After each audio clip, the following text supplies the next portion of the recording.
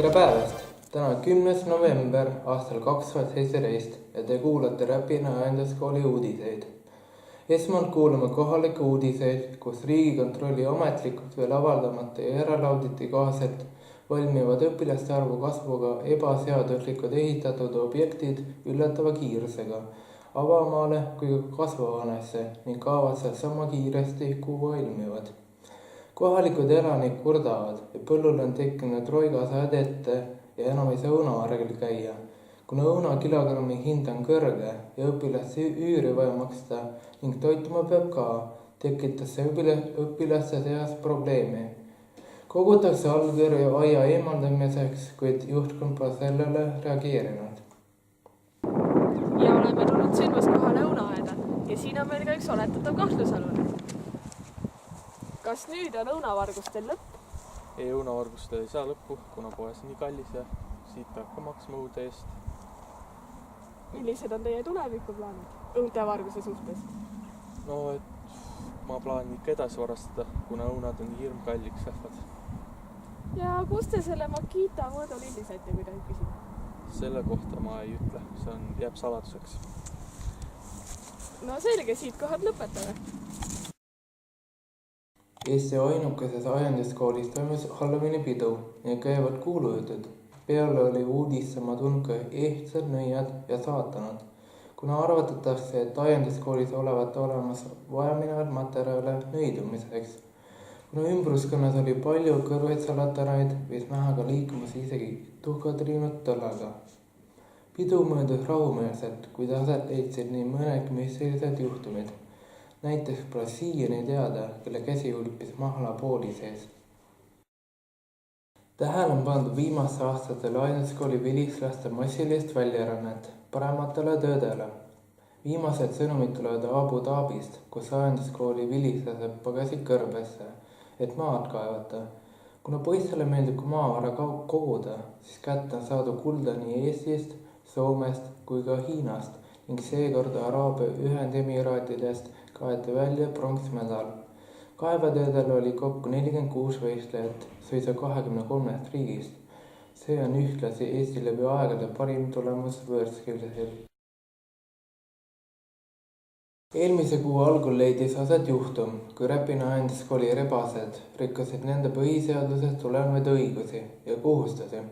Rikuti räigel määral paragrahv 387 punkti 6, kus seisab mitte kakelda emaste pärast ning taltsutada oma jooksu ja tunge. Noored isased demonstreerisid oma võimeid ja tugevusstandardeid, kuid täpsemad asjaolud on veel uurimisel. Siiani on vaid asjaosaliste kommentaarid. Oleme jõudnud sündmas kohta, kus olukord on muutunud väga dramaatiliseks. Poisid! Mis siin toimub? Kuidas te olukorda kommenteerite? Võt mu naise ära nüüd! Sinu naise! Sinu naise! Palun seletage, mis siin toimub. Võttis mu naise ära! Sinu naise, see minu naine! Tundub, et olukord ei näita rahunemismärke, nii et edasisega tegeleb politsei.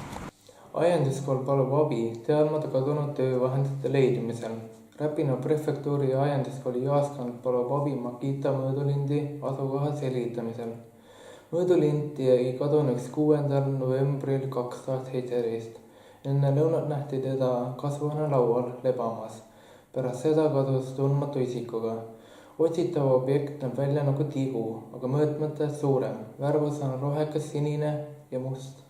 Sisu on kollane, pikkust on kuni 5 meetrit. Tunnusmärgid. Küljele on tätoveeritud sõnad Makita ning võib olla must saba taga.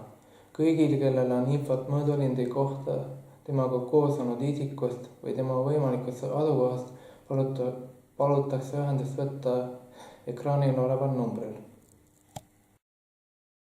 Räpina matkamise meistrivõistluste esimeses liigas käis tuline võistluskursuse osavõtu aktiivsusele, kus tuli võtta vastu üllatuskaotus nii mõnelgi kursusel. Start algas traditsiooniliselt ajenduskooli eest ja kulges mööda ajaloolisest paberivabrikust ning tuttavast Maxima kauplusest, ent siis tuli rinde pista raskendatud teeoludega nagu kruusateed ja porilombid, mis oli mõnelgi võistleja jalavarjadele paras katsumus.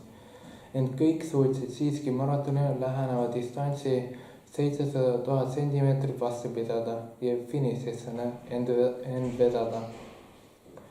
Korraldajad sõnasid, et kõik võistlejad jäid tulemusega rahule ja kindlasti oodatakse järgmisel hooajal rohket osa võtta. Järgnevalt kuulame ilmateedet.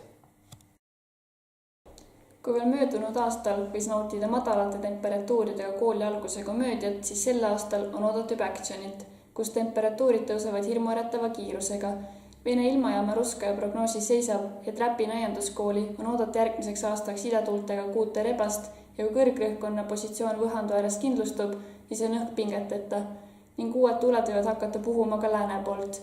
Välistatud pole ka põhja ja lõunatuulte mõju, kuid sel juhul võib tekkida tuulte keeris ning õhus on katastroofiline kultuuride segunemine. Tormi epitsenter taandub õppeaasta lõpus, siis on näha rõhkkondade ühinemist ning keelebarjääride selginemist. Kuulsite selle aasta Räpina aianduskooli uudiseid ning kohtume juba järgmisel aastal. Tänan vaatamast!